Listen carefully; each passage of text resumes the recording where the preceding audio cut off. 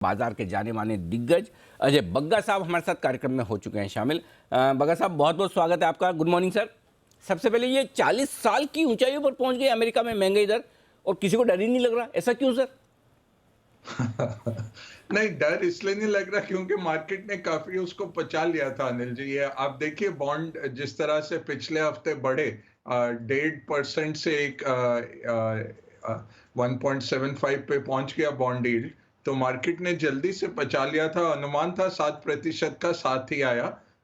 40 साल की इन्फ्लेशन जरूर है और यही दिखाता है कि अगर आप पूरा यूएस का यील्ड कर्व ट्रेस करें 1973 में जब ओपेक के साथ इनका ऑयल एम्बार्गो लगा दिया था अरेबियन कंट्रीज ने अमेरिका पे, तेल के दाम बहुत बड़े थे और चलते चलते 15% तक इन्फ्लेशन पहुंचा था। और फिर रोनाल्ड रीगन जब आते हैं तब से रेट कट आता है, पॉल वॉल्कर रेट कट करते हैं। 1983 से अभी तक वो उस तरह से रेट कट रहा है।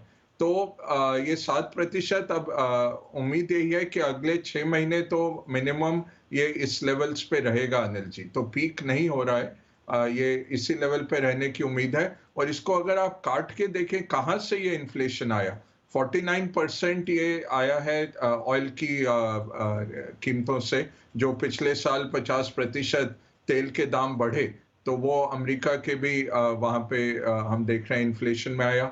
घरों की कीमतें बढ़ी हैं, यूज्ड कारों की कीमतें बढ़ी हैं, कमोडिटीज की कीमतें बढ़ी हैं और खाद्य पदार्थों की कीमतें बढ़ी हैं। ये सब कंट्रीब्यूट किया है। और क्योंकि ये काफी देर से फेड कह रहा था कि चिंता का विषय, पिछले सितंबर में कहा, नवंबर में कहा, दिसंबर में कहा और मंगलवार को भी जब सेनेट के सामने कंफर्मेशन हेयरिंग में थे उनके चेयरमैन जिम पावल, उनका फिर से नियुक्ति हो रही है और वो पार्लियामेंट के सामने उनकी बैठक थी। उन्होंने कहा कि हमारा सबसे बड़ा अब चैलेंज इन्फ्लेशन है। ग्रोथ तो अच्छी दिख रही है, इकोनॉमी स्थिर हो गई है, तो अब हम टाइटनिंग करेंगे और इस इन्फ्लेशन को काबू करने की कोशिश करेंगे। तो क्योंकि मार्केट ने बचाया हुआ था पिछले हफ्ते जो झटके लगे मार्केट को, और ओवरऑल अगर आप देखें अनिल जी, ये दो तरफा मार्केट हो गया। जहां ग्रोथ है और अर्निंग्स नहीं है वो वाले शेयर गिरे काफी तेजी से, और जहां पे ग्रोथ है और अर्निंग्स भी बरकरार है वो शेयर अभी भी बढ़ रहे हैं। तो एक ये दो तरफा अमेरिकन मार्केट हुआ। दूसरा एक ग्रेट रोटेशन हो रहा है जो पिछले हमने नवंबर 2020 में देखा था जब वैक्सीन ट्रंप ने अनाउंस की थी कि ग्रोथ से वैल्यू की तरफ लोग जा रहे हैं, तो वैल्यू की तरफ रुझान बढ़ा। और तीसरा इन्फ्लेशन में क्या चलता है, फाइनेंशियल चलते हैं। फ्राइडे को बड़े बड़े बैंक्स के नतीजे हैं, सिटी बैंक के हैं, जेपी मॉर्गन, वेल्स फार्गो, वो बताएंगे क्या चल रहा है इकोनॉमी में। और इंडस्ट्रियल्स चलते हैं, आपके साइक्लिकल सब अच्छा करते हैं। तो ये अब टाइम है ज्यादा साइक्लिकल्स की तरफ देखने का। जब इन्फ्लेशन बढ़ता है तब हमें इस तरह से करना है और फिक्स्ड इनकम में शॉर्ट ड्यूरेशन में रहना है। फिक्स्ड इनकम में लंबी अवधि के बॉन्ड मत खरीदिए, लंबी अवधि के म्यूचुअल फंड मत खरीदिए, वो शॉर्ट टर्म में आपको लॉस दे सकते हैं थोड़ा। शॉर्ट ड्यूरेशन में यहाँ बैठना है कर्व में। और एक फाइनल अपडेट है अमेरिका पे अनिल जी कि गोल्डमैन सैक्स ने जीडीपी घटाया, वर्ल्ड बैंक ने तो ग्लोबल जीडीपी घटाया। 2 दिन पहले वर्ल्ड बैंक की एनुअल रिपोर्ट आई जहां उन्होंने बोला कि कोविड और इन्फ्लेशन के चलते और सेंट्रल बैंक्स की टाइटनिंग के चलते थोड़ा जीडीपी गिरेगा विश्व भर में।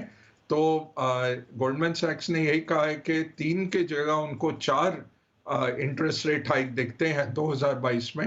आई थिंक वो ज्यादा अब एग्रेसिव हो रहे हैं, बट यही है, हमें ये देखना है कि ये 0% से शुरू हो रहा है। पिछली टाइटनिंग साइकिल्स होती थी 2-2.5% से 4% पहुंच गया, इस बारी 0 से आ रहा है और 2 साल में 2.5% पहुंचेगा।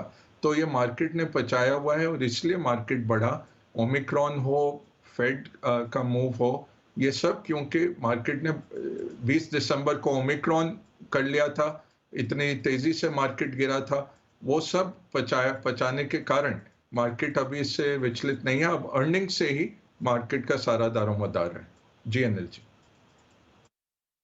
अर्निंग्स पर है दारोमदार। और एक और इंटरेस्टिंग चीज़ कल देर शाम बिल गेट्स साहब ने कही कि एक बार ये ओमिक्रॉन निकल गया तो उसके बाद कोरोना भी आपके सर्दी खांसी जुकाम जैसा हो जाएगा, नॉर्मल वायरल फ्लू टाइप का हो जाएगा, तो चिंता करने की ज़रूरत नहीं, एक बार ये निकल जाने दे कहने में आप कह सकते हैं कि बिल गेट्स साहब थोड़ी कोई मेडिकल एक्सपर्ट है, लेकिन वो बिल गेट्स साहब हैं, उनके हर बात को सीरियसली लेना जरूरी है। तो सर आपने भी उनका स्टेटमेंट देखा ये सर? जी अनिल जी, और ये हम कहते रहे हैं कि देखिए जब ये इतनी तेजी से बढ़ेगा, वायरस के अपने सेल्फ इंटरेस्ट में है कि वो माइल्ड हो जाए। सार्स में भी यही हुआ, हांगकांग में जब आया पहले साल तीव्र था।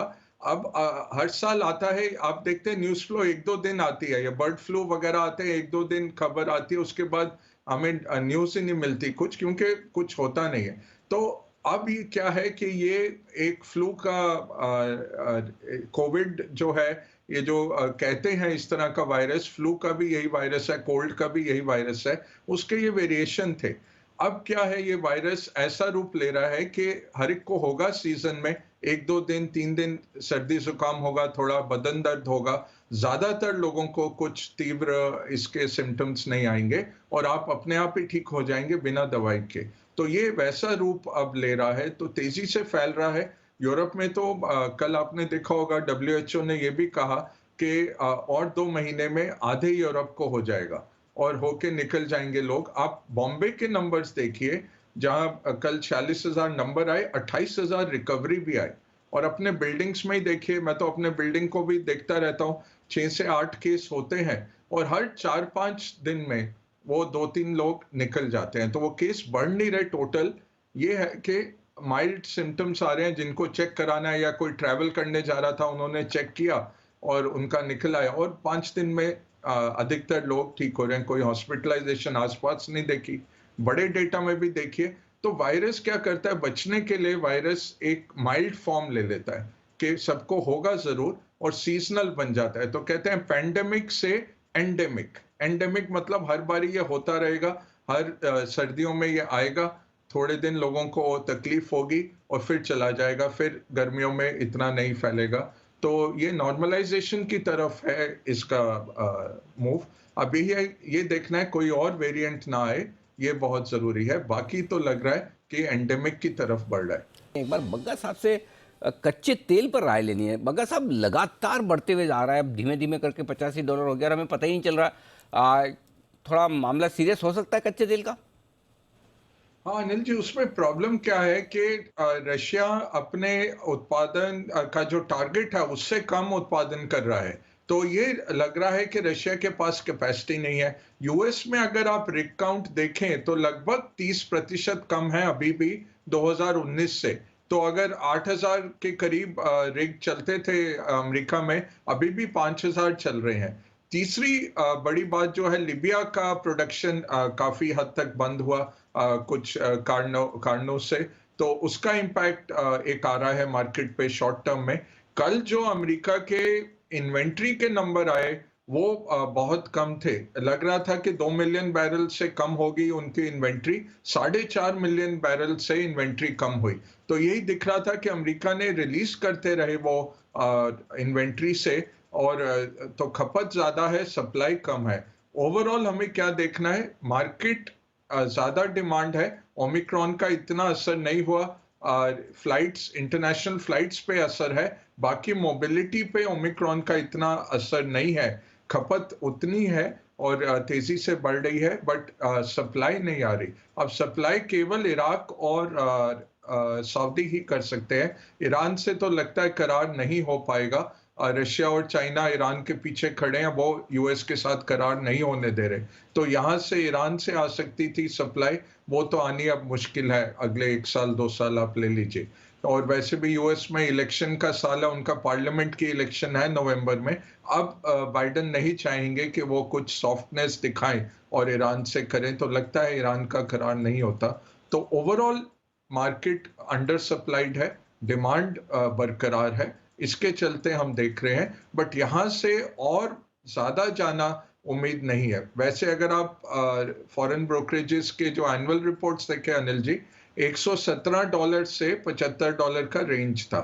तो कुछ ने बोला भी है कि 100 क्रॉस करेगा, बट ये हमें लगता नहीं है, क्योंकि बाकी सप्लाई अमेरिका की जो अभी मॉथबॉल्ड हुई है, जो आई नहीं है, लौटी नहीं है, वो अब तेजी से लौटना शुरू करेगी। अमेरिका इस साल 2 million barrel per day increase करने वाला है सप्लाई, वो कुछ महीनों की बात है।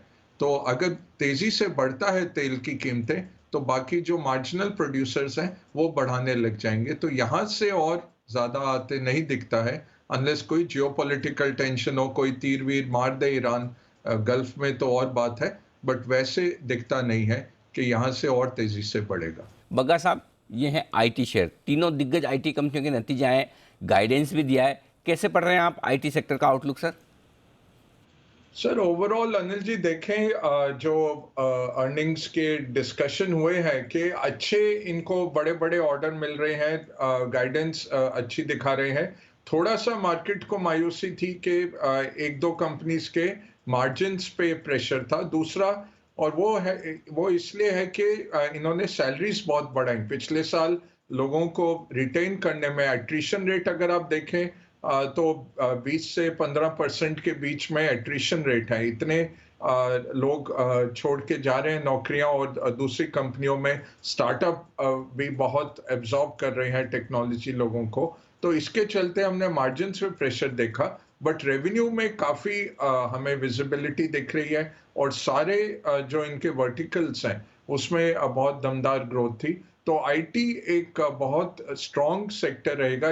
पिछले साल भी परफॉर्म किया है, तो नॉर्मली हम देखते हैं कि इस साल थोड़ी मंदी आनी चाहिए। बट इस साल क्यों? क्योंकि जब रीओपनिंग होती है, जो ऑर्डर छूटे हुए थे पहले, वो काफी उस तरह के ऑर्डर्स फिर से आते हैं। दूसरा, जो डिजिटाइज हो रहा है दुनिया भर का, जो ऑपरेशंस डिजिटाइज हो रहा है, उसमें हमारी आईटी सर्विस कंपनीज को बहुत बड़ा एक लाभ मिलेगा। तो क्लाउड और ऑटोमेशन और डिजिटाइजेशन की तरफ जो दुनिया अग्रसर है, मुझे इतने मेरे कंसल्टेंट दोस्त हैं, कभी बात चलती है तो कहते हैं मैं ये बड़े स्टील मेकर का डिजिटाइजेशन कर रहा हूँ। एलआईसी का आपने देखा होगा टेंडर, कि ऑलरेडी एलआईसी काफी हद तक डिजिटाइज्ड है, बट पूरा वो रिवैम्प कर रहे हैं। और एलआईसी के स्केल का रिवैम्प होना, जहां 50-60 करोड़ पॉलिसीज लाइव होते हैं एट एनी टाइम, उस तरह का एक रिवैम्प हो रहा है। तो इस साल डोमेस्टिक साइक्लिकल्स और आईटी,